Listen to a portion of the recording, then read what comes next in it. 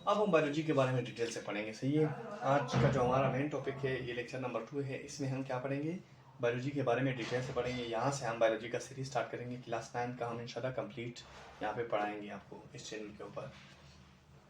अभी मैंने आपको कहा कि बायोलॉजी में हम किस चीज़ के बारे में पढ़ते हैं। बायोलॉजी में हम पढ़ते हैं लाइफ के बारे में। लाइफ किस चीज़ में होती है, लिविंग थिंग में। जो जिंदा चीज़ें होती हैं उनमें ज़िंदगी होती है, जो नॉन लिविंग थिंग है उनमें ज़िंदगी नहीं होती। तो बायोलॉजी में हम लाइफ या लिविंग थिंग के बारे में पढ़ते हैं। लाइफ और लिविंग थिंग एक ही चीज़ है। सही है, और जो फैक्टर इस लिविंग थिंग के ऊपर या इस लाइफ के ऊपर असरअंदाज होते हैं, इसके ऊपर अफेक्ट करते हैं, उसके बारे में भी हम पढ़ते हैं। सही है, जिस मिसाल के ऊपर हवा, अगर हवा ना हो तो हम सांस नहीं ले सकते, यानी वो हमारी ज़िंदगी को अफेक्ट कर सकती है। अगर टेम्परेचर ज़्यादा हो तो हमारे जिस्म के जो एंजाइम हैं, जो रिएक्शन परफॉर्म कर रहे हैं, वो काम नहीं कर सकते। जब वो काम नहीं कर सकते तो हमारी बॉडी रुक जाएगी। जब हमारी बॉडी रुक जाएगी तो हमारी डेथ वाक़ हो जाएगी। सही है, तो ये वो चीज़ें हैं जो हमारी लाइफ को अफेक्ट कर सकते हैं। तो इन चीज़ों के बारे में भी हम किस में पढ़ेंगे, बायोलॉजी में पढ़ेंगे। सही है, और एक और मेन बात आपने याद रखना है, बायोलॉजी में हम ये चीज़ नहीं पढ़ते कि लाइफ क्या है। सही है, साइंटिस्ट इस चीज़ के काबिल आज तक नहीं हुए कि वो बता सके कि लाइफ क्या है।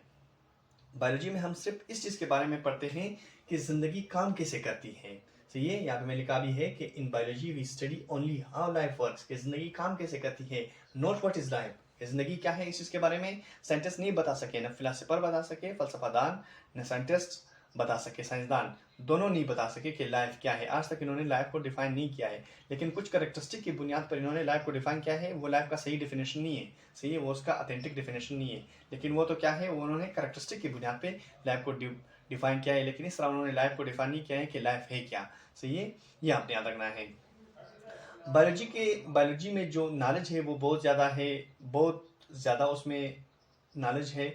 तो उसी वजह से, नॉलेज ज़्यादा होने की वजह से उन्होंने बायोलॉजी को, साइंसदानों ने बायोलॉजी को 3 मेन ब्रांचेज में क्या किया है, डिवाइड किया है। सही है, इसके मेन ब्रांचेस कितने हैं, यहाँ पे मैं लिख लूँ 3 है। कितने हैं, 3 मेन ब्रांचेस है। सही है, पहले ब्रांच का नाम है जोलॉजी, दूसरे ब्रांच का नाम है बॉटनी, तीसरे ब्रांच का नाम है माइक्रोबायोलॉजी। सही है, अब जोलॉजी नाम से ही जाहिर है, जू का मतलब है एनिमल।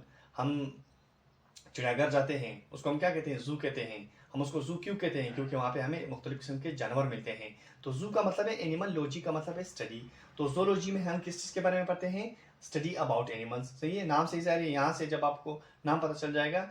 सही है, ये इसके क्या है, रूट वर्ड है। जब आपको रूट वर्ड का मतलब पता हो जाएगा तो आप खुद ब खुद डिफिनेशन लिख सकते हो। सही है, और डिफिनेशन के साथ हमेशा आपने एक एग्जाम्पल लाजमी लिखना है, अगर ये शॉर्ट क्वेश्चन के तौर पर आ जाए, ये भी आपने याद रखना है। सही है, तो स्टडी अबाउट एनिमल्स उसको हम किस में पढ़ते हैं, जोलॉजी में पढ़ते हैं। और ये बात भी आपने याद रखना है कि एनिमल से रिलेटेड जितनी भी चीज़ें हैं, जितने भी एनिमल से रिलेटेड चीज़ें हैं, वो हम जोलॉजी में पढ़ते हैं। चाहे एनिमल से रिलेटेड गिनती हो, जैसे मिसाल के तौर पर उसको हम बायोस्टैटिक कहते हैं।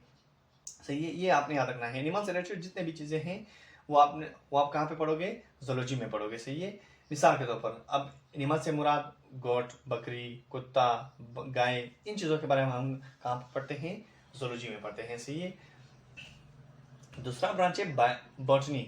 बॉटनी में हम किस चीज़ के बारे में पढ़ते हैं, प्लांट्स के बारे में पढ़ते हैं, पौधों के बारे में। ये भी लिविंग है, एनिमल भी लिविंग है, प्लांट्स भी लिविंग है। सही है, ये आपने नहीं सोचना कि प्लांट ना लिविंग है, प्लांट क्या है, लिविंग है। अब लिविंग ऑर्गेनिज्म की कुछ खासियत होती है। एक चीज़ को हम लिविंग और एक चीज़ को हम नॉन लिविंग किस बुनियाद पर कहते हैं, ये आपने याद रखना है। सही है, ये मैं आपको बता दूँ, लिविंग ऑर्गेनिज्म की पहचान क्या होती है, ये आपने याद रखना है। सही है, जो चीज़ ग्रोथ कर सके, क्या कर सके, ग्रोथ कर सके और रिप्रोड्यूस कर सके, जो चीज़ अपने नस्ल को मेंटेन कर सके, बरकरार कर सके, आगे बढ़ा सके, और जो चीज़ खुद साइज में खुद को ग्रो कर सके, जिस भी चीज़ में ये 2 करेक्टरिस्टिक पाई जाए उसको हम क्या कंसिडर करते हैं, लिविंग थिंग।